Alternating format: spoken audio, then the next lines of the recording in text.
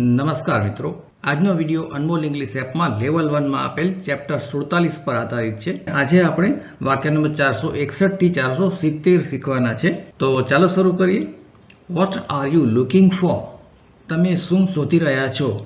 Looking એટલે આમ તો જોવું એવું થાય, પણ અહીં લુકિંગ ફોર એટલે કંઈક શોધવું. What are you looking for? તમે શું શોધી રહ્યા છો? વાક્ય નંબર 462. What can I do for you? What એટલે શું અને કેન આઈ ડુ કરી શકું, હું કરી શકું, ફોર યુ તમારા માટે. What can I do for you? હું તમારી માટે શું કરી શકું? વાક્ય નંબર 463.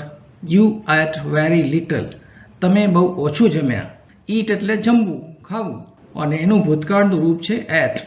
You ate very little. તમે બહુ ઓછું જમ્યા. વાક્ય નંબર 464. I will come in a while. I will come in a while. હું થોડી વારમાં આવીશ. In a while એટલે થોડી વારમાં. Will come એટલે આવીશ.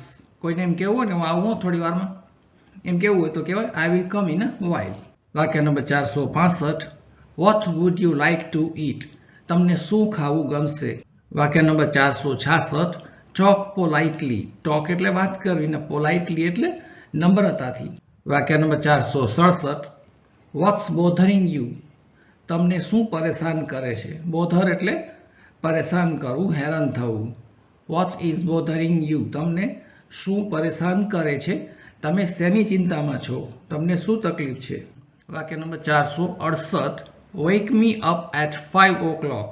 મને 5 વાગે જગાડજો. Wake me up એટલે જગાડવું. Wake એટલે ફક્ત જાગવું, મતલબ આંખ ખોલવી, અને ગેટ અપ એટલે પથારી છોડીને ઊભા થવું. એટલે કોઈ વ્યક્તિ આપણને ખાલી જગાડી શકે, આંખ ખોલીને આપણે જાગીએ પણ હાથ પકડીને કાંઈ પલંગમાંથી ઉતારી ન શકે, તો એના માટે ગેટ અપ આવે.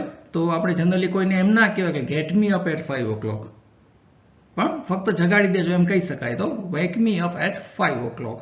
વાક્ય નંબર 469. Why didn't you wake me up? તમે મને જગાડ્યો કેમ નહીં? અરે ભાઈ, જગાડ્યો તો હતો પણ તું જાગ્યો જ નહીં, એવું તો કહેવાય નહીં. એલાર્મ બંધ કરી કહીને પાછા સુઈ જનારાય હોય, બરાબર ને?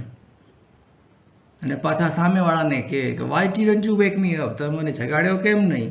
વાક્ય નંબર 470. ઇટ કાન્ટ બી સો. એવું ના હોઈ શકે.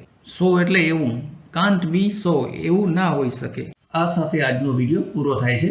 વિડીયો જોયા પછી તરત જ અનમોલ ઇંગ્લિશ એપમાં આ ચેપ્ટરની સાથે આપેલ લિસન, થિંક, સ્પીક પદ્ધતિ મુજબની પ્રેક્ટિસ જરૂર કરી લેજો. દરેક વખતે વિડીયો જોયા પછી તરત જ એપમાં આપેલી પ્રેક્ટિસ પણ કરી લેશો તો થોડાક જ સમયમાં તમને ગ્રામરના નિયમો યાદ કર્યા વગર જ સરળતાથી ઇંગ્લિશ બોલતા આવડી જશે.